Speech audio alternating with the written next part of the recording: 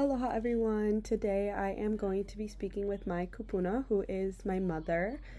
She is originally from Russia, a city called Kazan, which is in the Republic of Tatarstan, so northern Russia. And we're going to be speaking about borscht, which is a beet soup that is really traditional in Slavic and Russian culture, and just about what it is and why it is significant in our culture. Hi, Mom. So, can you introduce yourself and tell us a little bit about your background and where you're from? Hi, my name is Almira Ravel, and I'm Renata's mom. And I grew up in Russia in the city of Kazan, which is located on the Volga River. And we had four distinct seasons and pretty cold winters with a lot of snow. And when I was growing up, we didn't really have a variety of different foods from all over the world. And most of the food or produce we consumed was really seasonal. So in the summertime, we would eat um, apples and berries that grew locally. And in the wintertime and fall, and probably through the springtime, um, most of our diet relied heavily on root vegetables. I think there are several reasons why root vegetables are so popular in the Slavic countries, including Russia. Um, the climate is quite harsh, and this is the crop that's easy to grow during the cold winter month. That's easy to grow in the kind of soil that most of the territory of continental Russia has.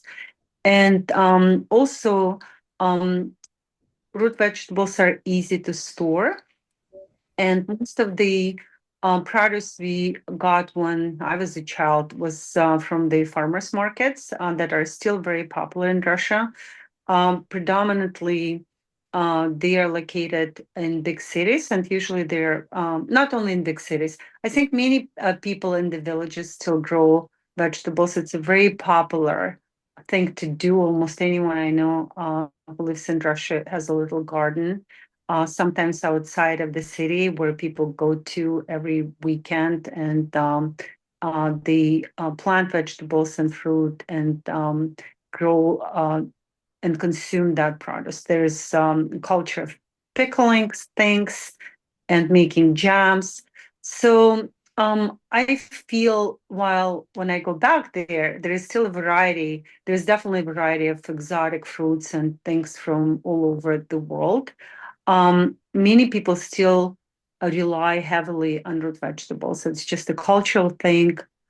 We make salads with root vegetables. We people love potatoes and they consume potatoes like almost daily. I feel different varieties. Most of the time, it's not boiled; it's kind of fried potatoes, and it's delicious. And beets are um, very popular, and people consume beets when they're cooked. There's a very famous Russian salad called vinaigrette that I'm going to make tomorrow.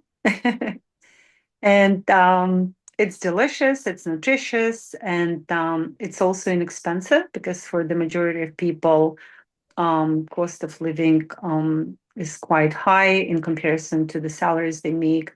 So these are some of the reasons that come to mind when I would talk about root vegetables or beets in particular. Amazing. Can you explain a little bit about what borscht is? Borscht is a soup that there could be two different types of borscht: a vegetarian borscht and borscht that's meat that's based on the broth. And people use, I would say, the majority of people in Russia are non-vegetarians, even though it's a new trend now. And often you would find vegetarian borscht being offered at restaurants, and some people make it at home as well. Um, the traditional Russian borscht is made with a big piece of meat that's cooked for a long time, and then all kind of different vegetables are added, and there's a tomato paste base that's added as well, And it's really very nutritious, delicious. And in the winter time, especially, I think it provides great source of protein. I love borscht, don't cook it myself.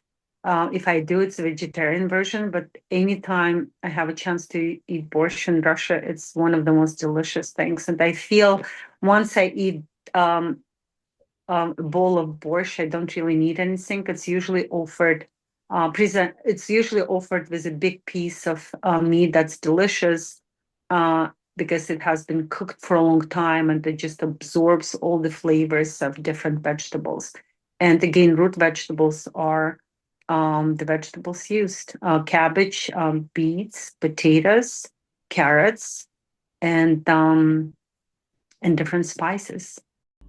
I love that. I remember eating borscht pretty much my whole life with you and with grandma, and I feel like it is a very cultural staple. Can you talk a little bit about why you think it's culturally significant in Slavic culture? I think people used what was readily available and inexpensive. Again, most of Slavic countries were not, um, people were not wealthy there, the majority of people. So um, it was readily available, easy to grow, easy to store. And I think it was just something that people have done generation after the generation. They were just growing vegetables that they were familiar with. And I find that for many people, even for myself, speaking about myself, when I tasted the pineapple for the first time, it was really something very unusual. My taste buds were not used to something like that.